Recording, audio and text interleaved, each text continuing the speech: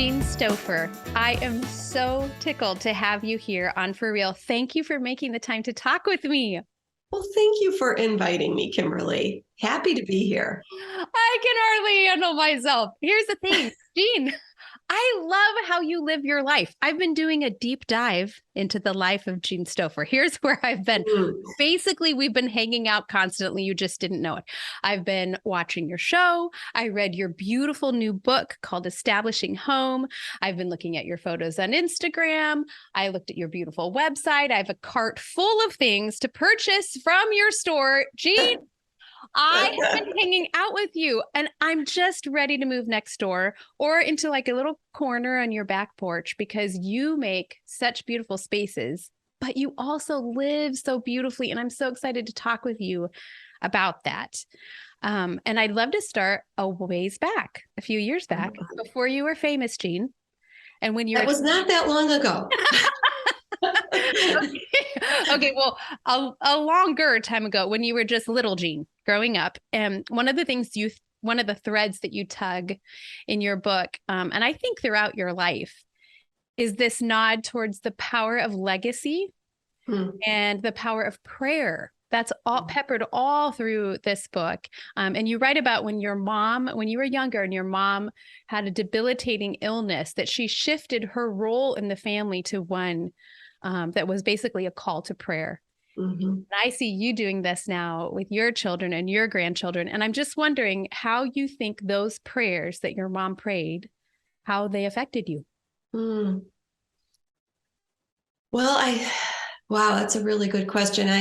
I think from my mom's perspective, this happened at a time in her life where I was in college. And so it was a very formational time of life and lots of decisions, like really huge life decisions are made around this time. Right. Like who you'll marry, I think is probably the biggest one because you can always change location and change careers. But who you marry is a big deal. Yeah. And I know she was specifically praying about that because I'd met Dale and just had really enjoyed getting to know him and kind of fell fast for each other my senior year in college. But I was also not exactly the most mature person at this time in my life at all. Aren't. And, like shiny objects kind of caught my attention. And I almost lost the opportunity to marry and then spend my life with Dale by doing, just being kind of foolish and not thoughtful about the future. I think about it and I just think, oh my gosh, the Lord saved me from such stupidity. And I'm convinced that my mom I know, and I'm not just like, I wonder, no, I know that she just went to the Lord with that one. It wasn't like, Jean, she just went to the Lord. And, I saw the error of my ways, thankfully. And I'm convinced that it was a heart thing. And she trusted the Lord with that instead of trying her own way to try to make sure she convinced me of the right thing to do. Oh, man. Yeah. We could stop recording now because every parent that I know, including my own darn self and my husband, we need that reminder. I'm so busy trying to be a puppeteer some days. And just that example of your mom, I'm sure she had concerns. And instead of talking to you about them, she went to Jesus. Smart lady. Very smart lady, very wise. And it was things like that throughout my life. I know that she spent quality time and quantity time in prayer for not just me, but my other siblings, our children. It's a role that probably I'll not really understand how effective it was until we all get to heaven. Yeah, my grandmother was a absolute warrior in prayer. And I remember when she got close to going home to Jesus, I had like an inner panic. My mother is also a woman of prayer, but grandma had been such a stalwart part of our lives, knowing I just knew she was praying. She prayed for Mark before my husband, Mark, long before I met him. She didn't have the name in there yet. And so I hear what you're saying. We will never know, I don't think, until we're all together again. And it also absolutely pushes me to my knees to be praying for or don't you feel the weight that way? Totally. Just, I mean, there is this temptation though to want to just arrange the chess pieces ourselves because we think we know best. I fight this still. And it leads, you know what it leads to, at least for me, is like list making and like wanting to affect change and arrange things. And if I'm going to be really honest, manipulate things. And that is so scary, but I know I'm capable of it. And I just want, it's so, the only times where there has been peace, both inner peace and peace in these relationships that I care so much about, is when I turn it over to the Lord and put it back in the hands where it belongs and stop trying to grab it out for myself. Oh, listen, I am your sister in have mercy. Oh. Right. And what a lesson that I seem to have to live and learn over and over and over and over. Yeah. I know those things and I still grab those things off the altar. I'll take this one. Here, you take the other ones, Lord, but this one's too hard for you. What a ridiculous thing I do. Many years ago, I was speaking to a group of women, and the scripture that I was talking about definitely had to do with this topic of letting the Lord be in control of our lives and in control of the people that we love the most, instead of trying to be the one, and how it's the only antidote for fear, because like it's fear that something's not going to go the way we think it should go that leads to this desperate need to control things. Absolutely. And so fear is the opposite of trusting God. And I never really grasped that's what was going on until a little bit later. And then the reality, like, I trust myself more than God. Oh boy, that's really danger zone. Right. And like danger zone, it's not just, oh, it's a better way to live to trust the Lord. No, it's like we're in danger when we're relying on our own understanding more than his. Oh, what a good lesson. What a good teacher you had in your mom. Just her example that she lived that and lived it more than said it, probably. Oh, for sure. You've had some lovely mentors. Another mentor you write about, and you talk about this publicly, is your grandfather, who had a huge influence on your work. We've talked a little bit about your heart, but your grandpa Bradbury continues to have an influence on your work and on your design sense. Can you just talk a little bit about him? Yes, this was, I think, one of the most sweet things that happened as a result of writing the book, because I was trying to mine for early influences. And so September Vaudry, who helped me write the book, interviewed me extensively, and she asked really, really good questions that allowed me to go way back. And it was almost a realization because he died when I was still very, very early in my career. And so I don't think I grasped his influence until I started to see, like, looking back, what impacted me, like him teaching me about art and him teaching me about just quality, whether it was fabrics or furnishings, just like really, really helping me set a standard. Mm. And it's cool. It's very cool that now with that kind of that recollection, we've named our cafe after him, the Bradbury Cafe, and we have one of the most beautiful colors that we've developed for our work is this deep green, deep green, and we call it Bradbury green. And it's just, but yeah, I would call him a mentor in just a coming alongside way, which I guess is the way mentors are best effective, is just coming alongside and acting like the best thing that he could ever do for me is just explain why he was doing what he was doing. Yeah, you have this lovely story in the book about how he would pick you up.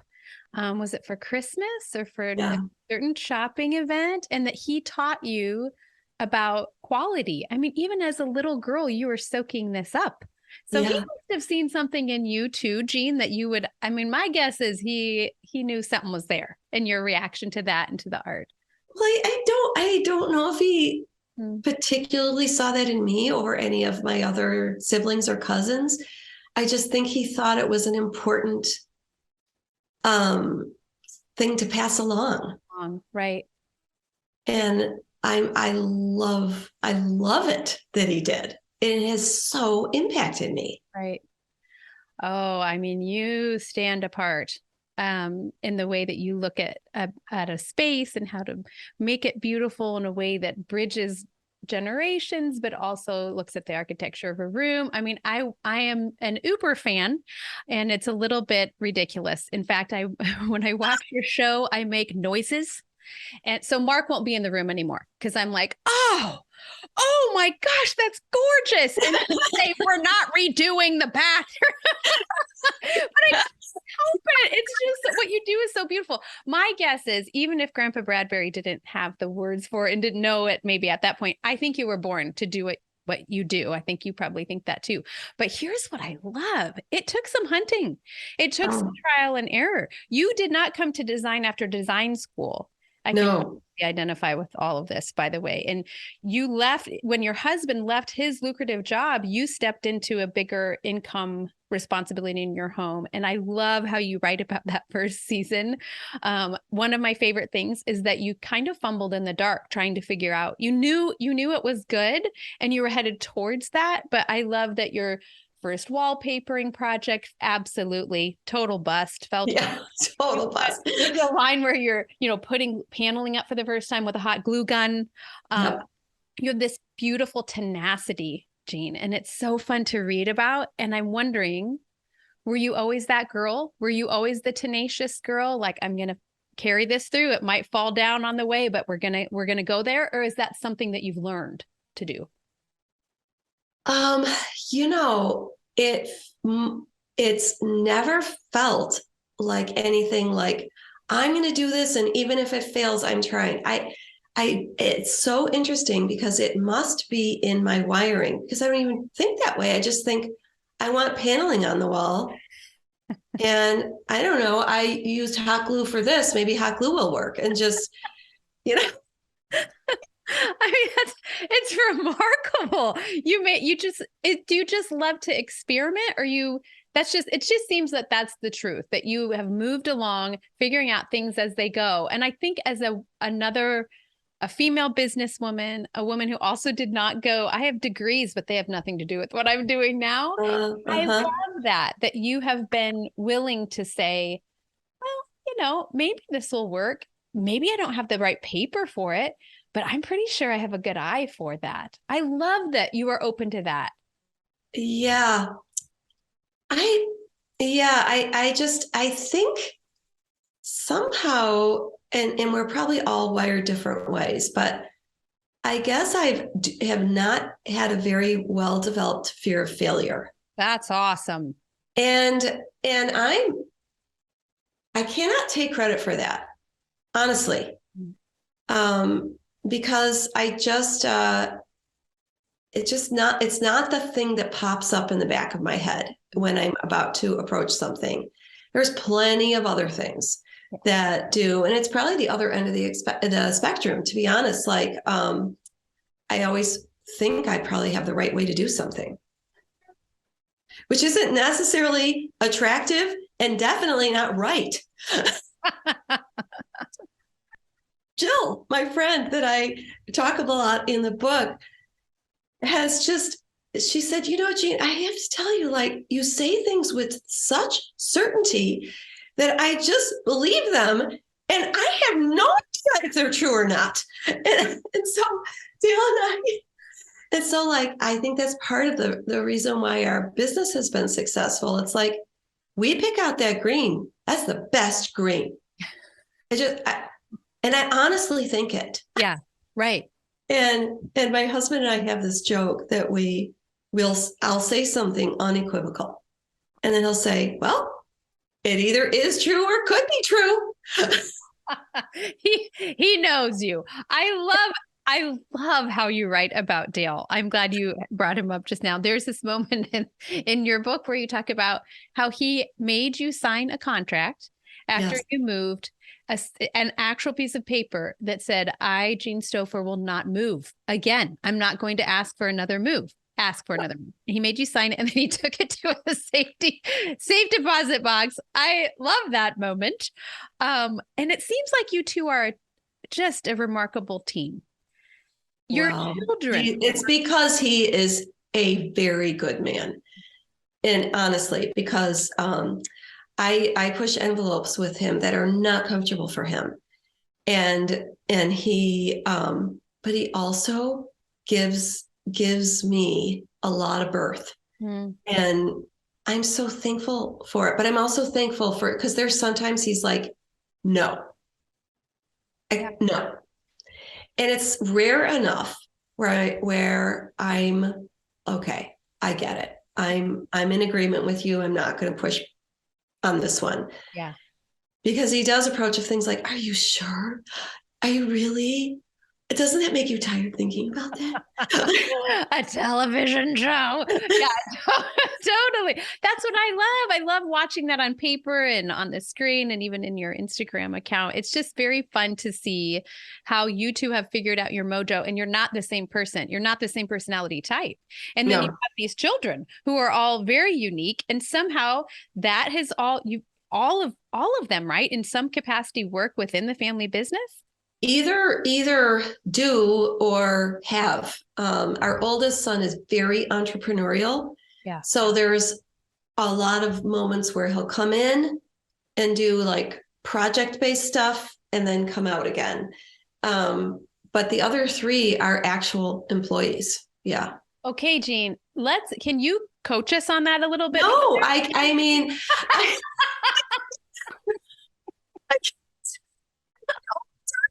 work for me, but like I've discovered this is the desire of so many people. I mean, it's a real thing for so many people to be able to do life and work with their kids.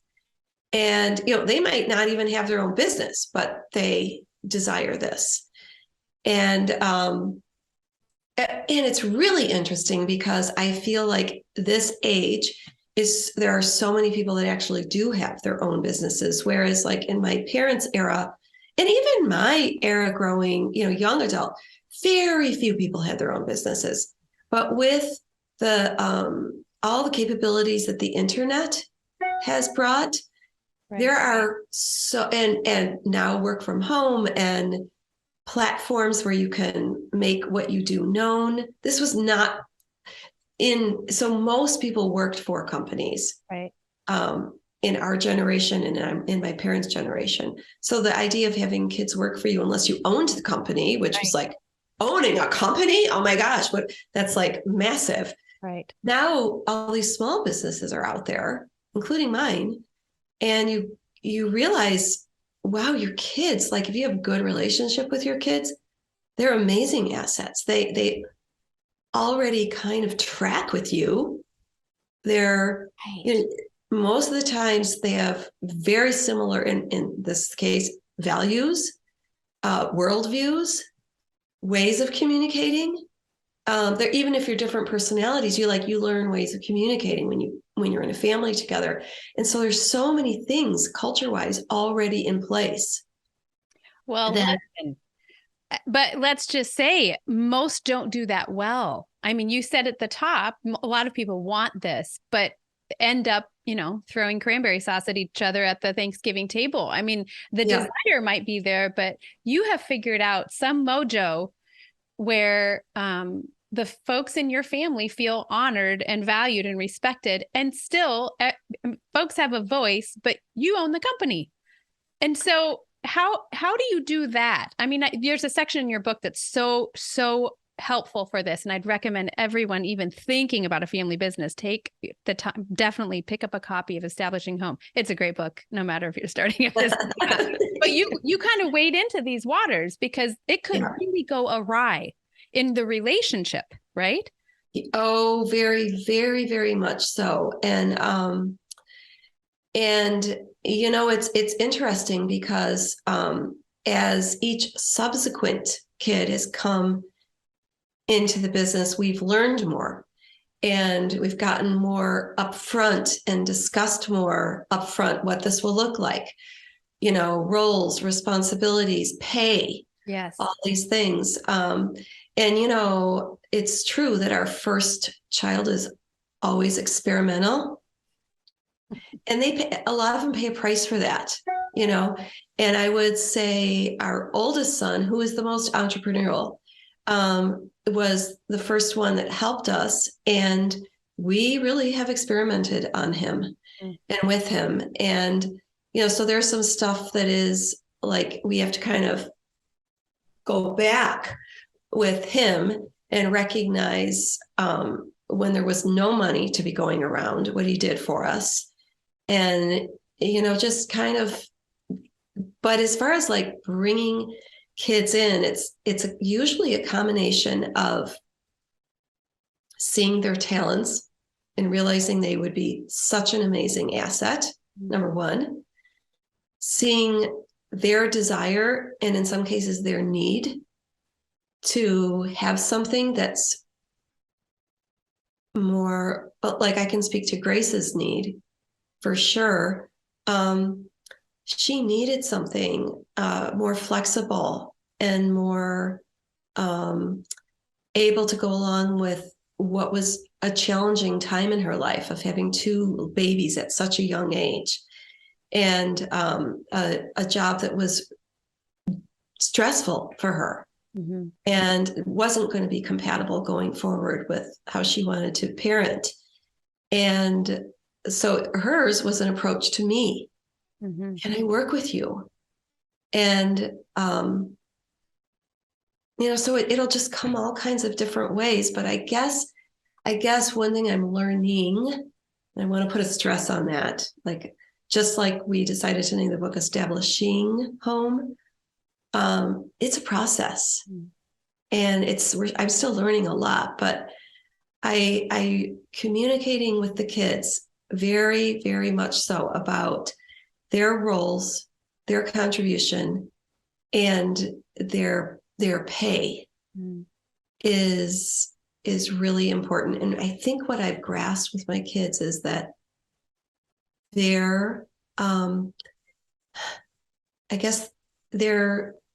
feel like we're generous with them, which is beautiful. Yeah. They feel thankful. They feel grateful. And it would be extremely difficult to have a kid that wasn't grateful, but felt like they deserved it. That would be really hard. For sure. I mean, the thing is, you had built such beautifully open and inquisitive and humble relationships with your kids moving up to this, that felt maybe like an organic step. If the relationship had already been super fractured, that would probably not be a good idea. Right. That's probably true. And the other thing is, I realized I never felt like I was grooming them to work in the family business. Right. I felt like more so what I was looking for when they were growing up was to spot opportunities for them. so that they could grow in whatever thing it was that interested them. If it was in my capacity to, find that opportunity. I'm glad you are talking about that, because I'd love to land there just a little bit about the growing up, the time with your kids at home. There's this line in Establishing Home that's just kind of jumped off the page. I don't know that you meant for it to happen, but you said, this is probably 3/4 of the way through. You say, after 20 years of owning my own business, decades of word of mouth growth, things were really taking off.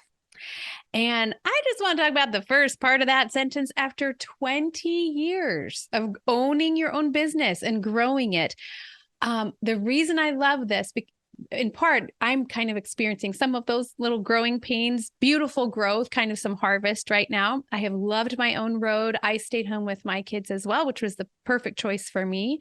And I loved that part of my path. However, if you had told me 17 years ago how slow the climb would be, I probably would have bailed. And I talk with lots of folks who are ready. They've got a dream and they want to move right into the dream and have it click on all cylinders. And sometimes I feel a little bit like a buzzkill to say, that is the most beautiful dream. It could take a minute. Right? So be willing to watch all of the things happening and get what you need at certain times and lay down at certain times, but it could take a second. I love that you are saying, this is a countercultural narrative that you are saying, Jean. No one says this. No influencer says, here's what you do.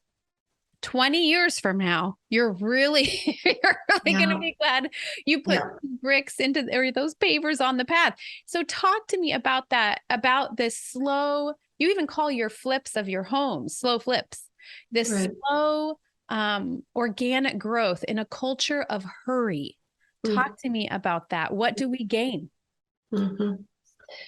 Well, when I say slow, I guess I mean it in comparison to, I think, what the world says is the correct pace. But in reality, it's one foot in front of the other and plodding along. It's not dallying.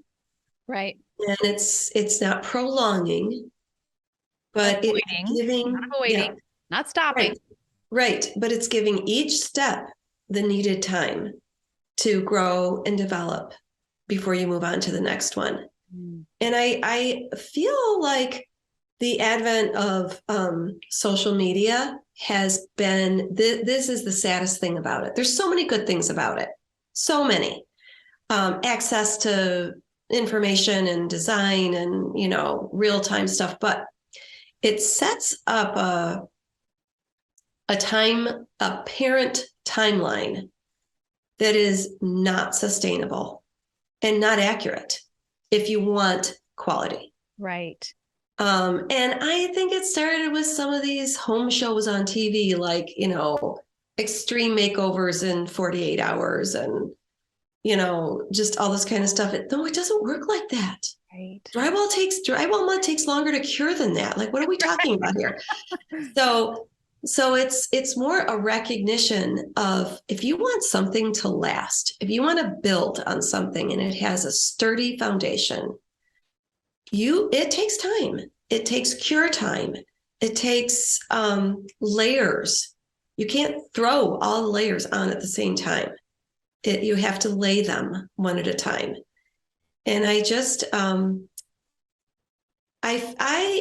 feel like sorry for especially young designers coming of age now, because there is so much out there to see and to do, and apparently other young designers that have reached this pinnacle. And it's not normal. Right. Not normal. And also an unkindness a little bit to have that as the soundtrack in your head, if you accept that. So that's part of why I'm so grateful for your work. You're just busting that. The other thing that I just feel like, oh, that's a bill of goods, is, oh, you'll never have that opportunity again. If you say if you skip out on that, if you back off away from that, you're kind of saying goodbye. Okay, well, we hear that all the time in culture. All the So time. spell that for us. Pop that balloon. Well, I think it's a farce because I feel like there are certain sectors of our society that are trying to tell us, particularly as women, that there's this moment where your skin is tight and your hair is a certain thickness and color, and your whole body is a certain tightness and shape. And unless you seize the moment during that window, you're not going to have this opportunity again. And it completely discounts wisdom and experience. And like, men are okay to get wisdom and experience. And for some reason, we have this track. I like that word you used in our head that, but I have wrinkles. I'll have wrinkles. I'll have gray hair. I'll have thinning hair. I'll have, one of my daughter-in-laws calls it a fupa, fat under the pelvic area or something like that. I'm so glad I just learned that word from Jean Stoffer. And I just feel like those are lies. Yeah. And that is incorrect information.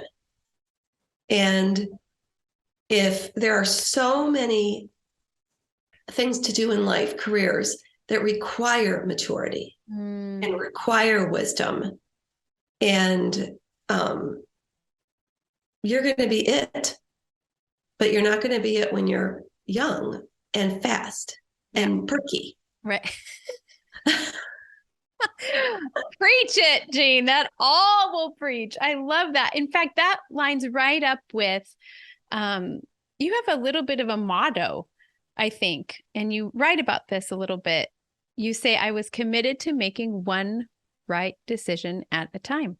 Mm-hmm. That, again, sometimes that's going to be a pace that isn't a 48-hour makeover. No. In fact, hardly ever will it be. But just that idea of one right decision, you just now said one step, but one right decision at a time, that seems to have served you really well. Well, and I love that God cares about every one of those, and that he desires to speak into them, and that he's made a way to communicate with us. And and it's kind of cool because I've come to learn that he has different ways of communicating with different people, but all paths need to lead back to his word to make sure that we're on, it actually lines up with who he is. But I love that. There's so much comfort in that we're not ever just out there at the end of a plank saying, there's no one showing me where to go. Yeah. No, there's always someone there, and he loves us.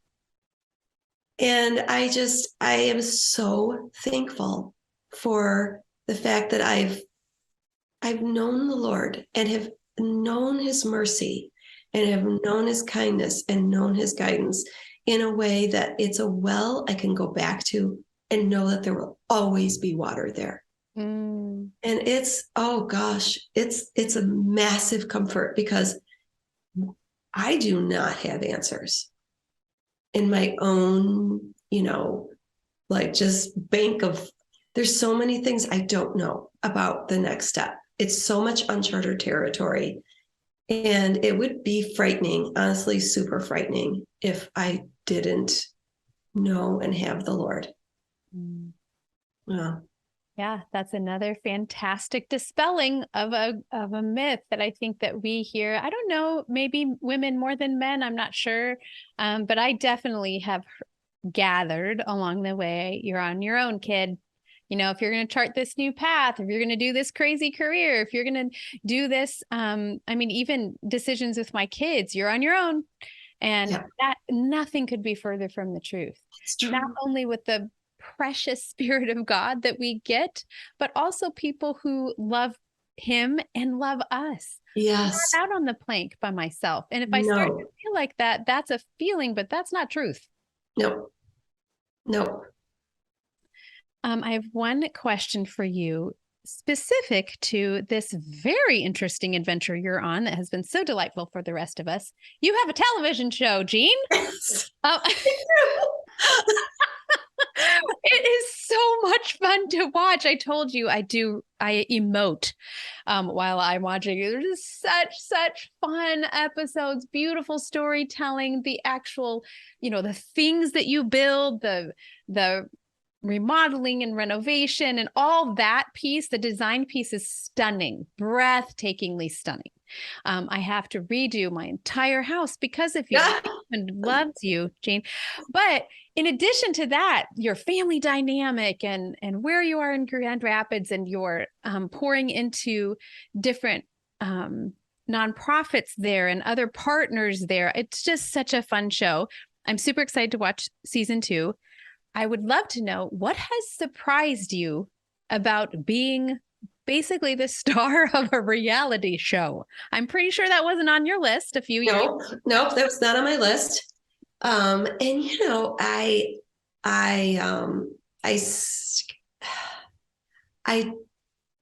know it's happening, but I feel like I've been doing certain things for so long, work-wise, working with clients, working with family, working with vendors, that it just feels like the only difference is that there are cameras with me a lot now, but they've become like, it's pretty much the same group of people working on the show here in Michigan.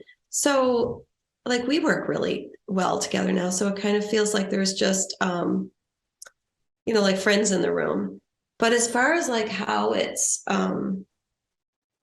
impacted my life outside of just the working of the filming, is that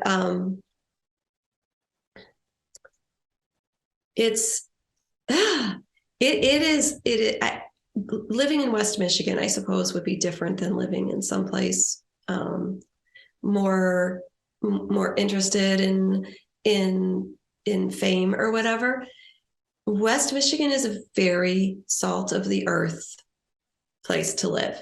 And so most people are just nice to me and very gracious, and don't I don't feel like I have any weird things happening to me. Yeah. And people are very considerate.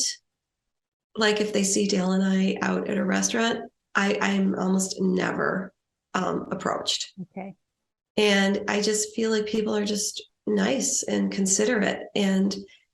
But on the other hand, like we've had to increase our team in all these different areas exponentially because of all of the work that's coming our way, both at Stoffer Home, our retail store, and online, and our cabinetry business, and even the design business. And so there's quite an army of us now. And so that's a big thing. And it's mostly young women.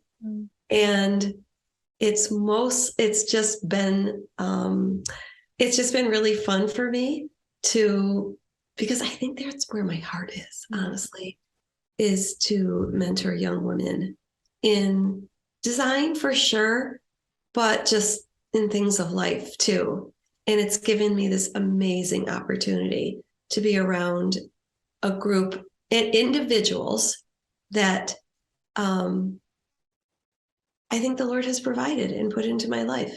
And I love each one of them. And it's been a very cool experience. And that's the part that I think is very different, because you probably picked it up by reading the book. Most of my career, I was doing literally everything myself. Right. Every single thing, all the accounting, all the business practices, all the operations, as well as the design, all the client meetings, all the ordering, all the following up on orders, the scheduling deliveries, rectifying problems, all of it. Right. And so I think the biggest thing for me has been having people becoming specialists in each of these areas. That's been fun. to be able to have all these people developing areas of expertise. And I'm looking at it more from a bird's eye view than being literally in every weed. Mhm. How do you know when to delegate something like that? How do you know when it's not yours anymore? But when you need, I mean, I know right now there's no way you could do all of those things. But when you look back, how do I know in my business? How do we know when we say, okay, now this is something someone else can help me with? It doesn't need to be mine anymore. How do you make that decision?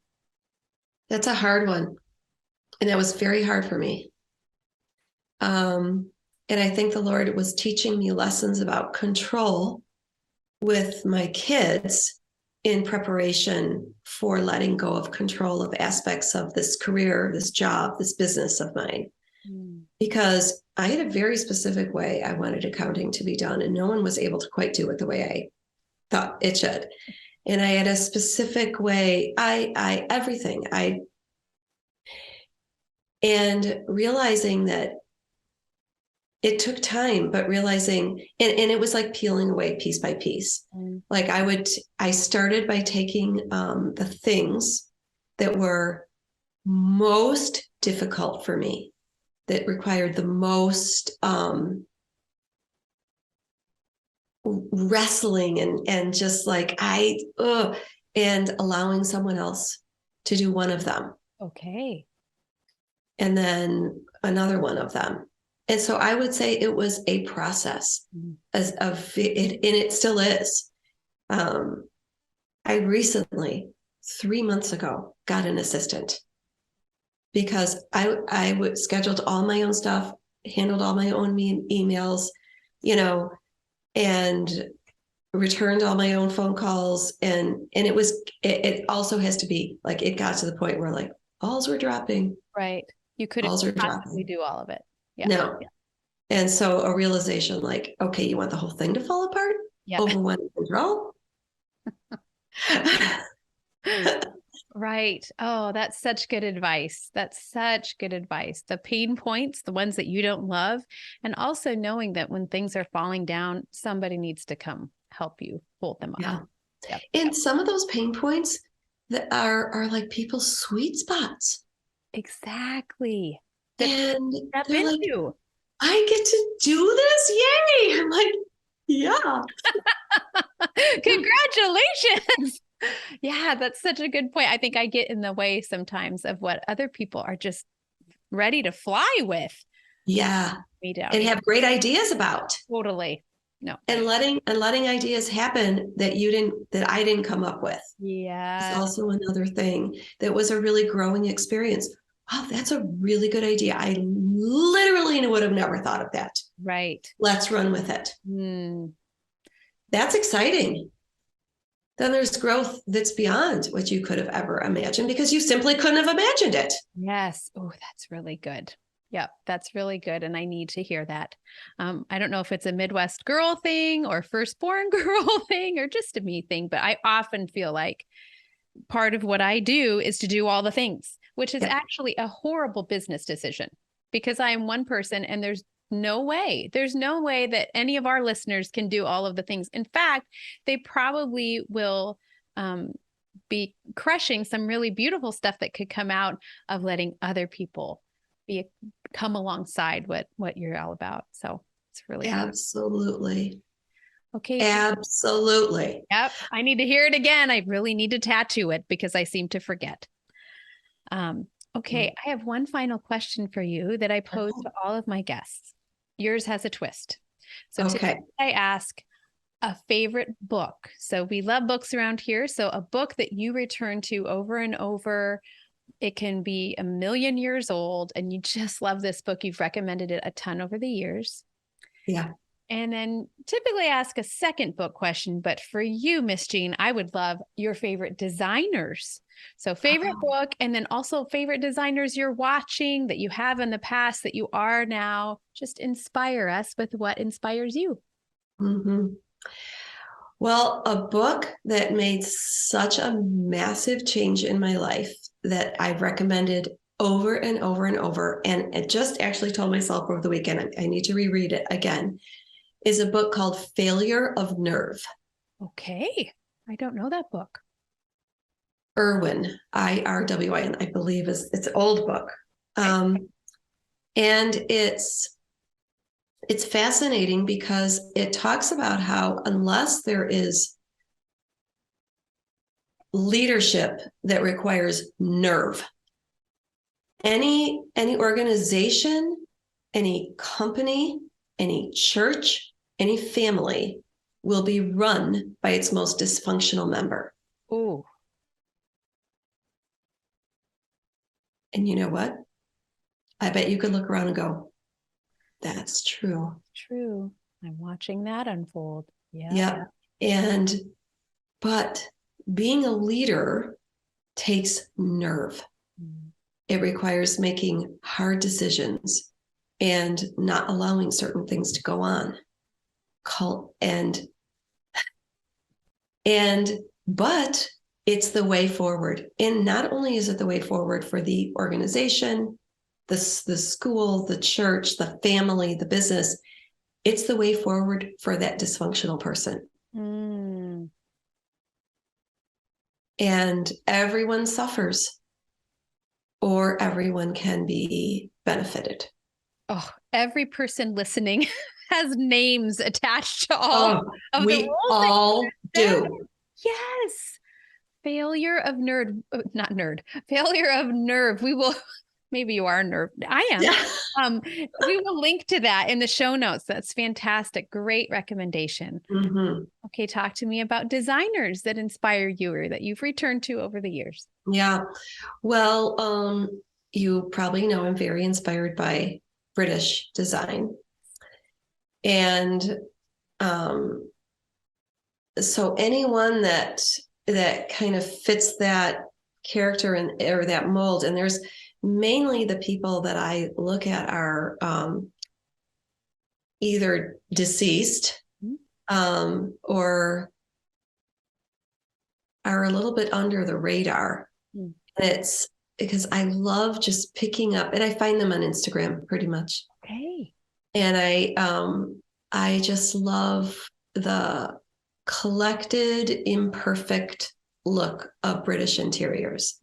And so when I can find an account that is showing me images of collected, imperfect spaces, I am all in. Yeah. And of course, a lot of people that follow me probably also follow this British kitchen design company. It also has a show on the Magnolia Network, Deval. Okay.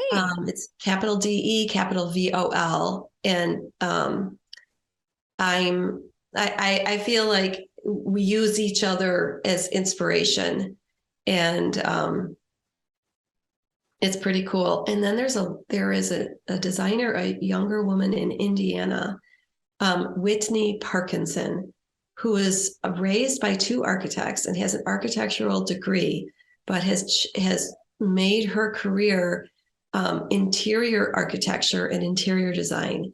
And she is so talented at millwork and cabinetry design and layering colors, and especially for a young woman, it's a very old soul type design, and I just love it. Okay, well, I have to ask, have you connected with Whitney? Does Oh she yeah. know you are her fan? Okay. Oh yes. Because that will be something. If not, I was going to call her immediately. You know who loves you? Yeah. Oh yeah. She's so great and humble, and has decided, like she's made some really great life decisions too. She loves what she does, but she's got two little kids, so she does one project at a time. Wow. Which is hard when you're that good. She probably has lots of inquiries. Yep. Yeah. Well, Jean, you just described yourself too. You are wonderful. You do beautiful work. You have somehow figured out how to navigate all sorts of things throughout all sorts of seasons. Or maybe are trying to navigate. There's enough things in my life, maybe not on an everyday basis, but on a routine basis, where I realize, oh, I need help, or, oh, I was not thinking about that correctly. Where I haven't arrived. Well, here's the secret sauce. That's why we love you. If you suddenly become really arrogant and tell us that you know all the answers, I'm just going to say, I think your ratings are going down because we're not And into they should. that. Yes. And they should. Yeah. And the first person who said that was the God who loves you. Like, let's just keep this into perspective. I love you. You're my kid. You bear my image. And also, you're not God. And so that's what I love. That's what we love. I'm just telling you, as a consumer of the things that you are putting out, that might be the intention of a lot of folks, but it's lost in the translation. Yours is not lost. And so thank you for being true to the person you've been for a long time and letting us in. We get to peek behind the curtain of this life that you're living with Dale and with your kids and with your business. And I am utterly inspired by how you live, and also just grateful that you're using the megaphone that you have to be a woman of integrity and curiosity and humility. It's so refreshing. I just want to thank you for doing what you're doing the way you're doing it.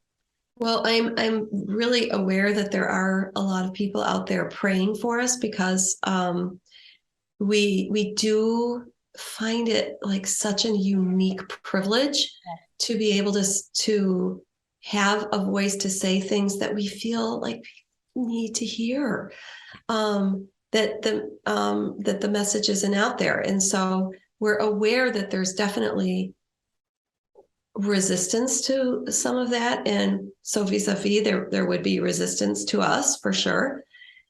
But to know that there are people praying for us and lifting us up, and it gives us the courage to, since we've been given the privilege to have that voice, speaking for them too. And speaking on the Lord's behalf, because we are not ashamed of the gospel. It is the good news.